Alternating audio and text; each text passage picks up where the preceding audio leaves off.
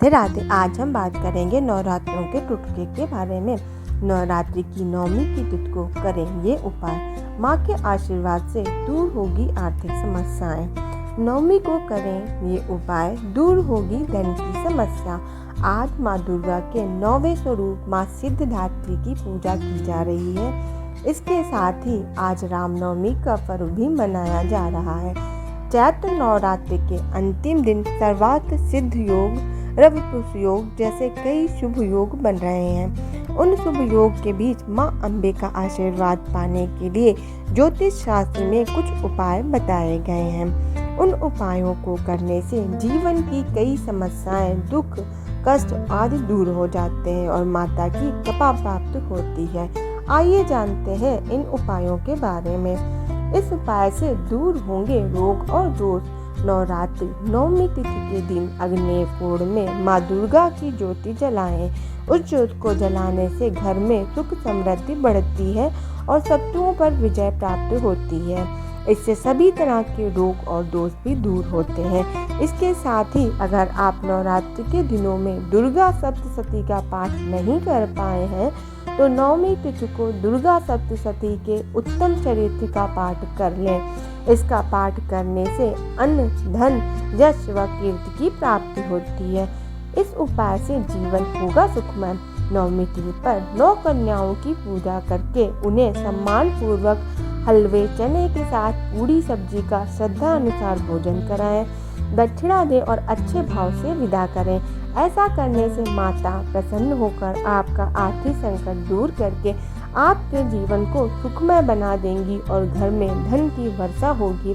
माना जाता है कि कन्या रूप में माँ स्वयं घर में आती हैं, इसलिए इनकी पूजा श्रद्धा पूर्वक करनी चाहिए। कन्या पूजन को कुमारी पूजन भी कहा जाता है। इस उपाय से लक्ष्मी की होगी कृपा। चैत्र नवरात्रि की नवमी तिथि पर माँ दुर्गा को गंगा जल से स्नान कराएं। मान्यता है कि माँ का गौर वर्ण गंगा स्नान से ही प्राप्त हुआ था, इसलिए इन दोनों तिथियों पर माँ की विधि विधान से पूजा करें और दुर्गा रक्षा कवच का पाठ करें। इसके साथ ही माँ दुर्गा की पूजा के दौरान पीले रंग की कौड़ियाँ और शंख की भी पूजा करें। इससे आर्थिक समस्या दूर होती है और आप माँ पर माँ लक्ष्मी की कृपा सदैव बनी रहती है। इस उपाय से घर में आएगी सुख समृद्धि। नवमी तिथि की रात में माँ दुर्गा की पूजा करें। रात्रि पूजा में माँ के सामने जल से भरा कलश रखें और उसमें 9 अशोक के पत्ते रख दें। इसके बाद माँ दुर्गा के सप्तशती के मंत्रों का 108 बार जाप करें। साथ ही रात 12 बजे घर के मुख्य द्वार पर गाय के देसी घी का दीपक जलाएं। जप करने के बाद कलश को उठाकर आम या पान के पत्तों से पूरे घर पे छिड़क दें और बचे हुए पानी को सुबह तुलसी में डाल दें। ऐसा करने से घर में मौजूद नकारात्मक शक्ति खत्म हो जाती है और सभी तरह की बाधाएं भी दूर हो जाती हैं। साथ ही सुख समृद्धि भी बनी रहती है। इस उपाय से नहीं होगी धन धान्य की कमी।